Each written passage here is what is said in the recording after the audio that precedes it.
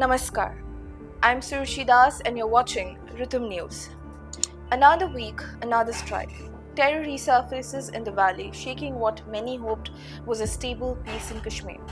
With 5 targeted attacks across Jammu and Kashmir this week alone, it's a grim reminder that the region's quiet is being challenged once more in more than one way.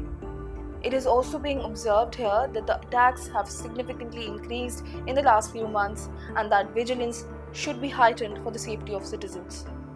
Starting this past Monday, 3 terrorists launched an ambush on an Indian Army convoy in the Sundarbani sector, Jammu. Responding swiftly, the army returned fire, preventing injuries, and quickly cordoned off the area. The operation continues with joint teams scouring the area to apprehend any remaining terrorists. Reports indicate 1 militant has been neutralized, while 2 are believed to be still hiding.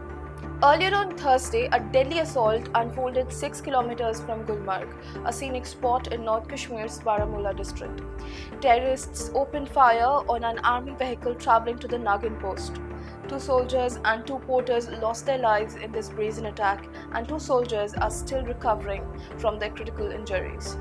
The militants, believed to have infiltrated during early summer, took refuge in the higher Afrabat range, a place now reopened to tourists. This raises fresh alarms about how militants may be embedding themselves even in areas meant for visitors. Meanwhile, security forces have dismantled a hideout in the Balnoi sector of Poonch, recovering grenades and Pakistani mines, pointing to ongoing local collaborations and cross-border involvement. In recent days, operations have intensified as security personnel scour areas in Gulmarg, Baramulla, and Ganderbal for those responsible. Just days before the Gulmarg ambush, 6 labourers and a local doctor were killed at the Z-Mode tunnel construction site in Ganderbal.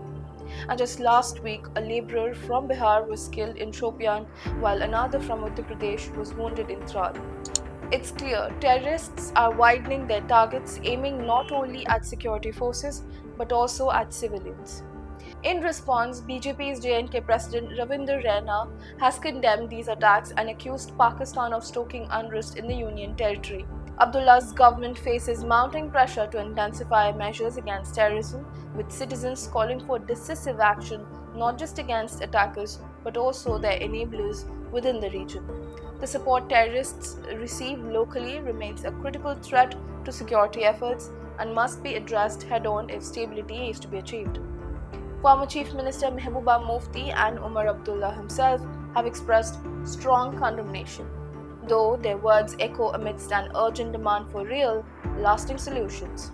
As Abdullah himself faces criticism, the call is clear. His government must send a strong signal to Pakistan that any attempts to destabilize peace in Kashmir will meet a fierce response.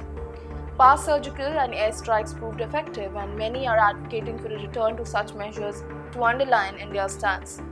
As Kashmir's people try to live amid hope and turmoil, this new wave of attacks calls for an enhanced vigilance and more focused, uncompromising crackdown on both the assailants and their backers, ensuring that Kashmir's hard-won peace is preserved and protected. Jai Hind.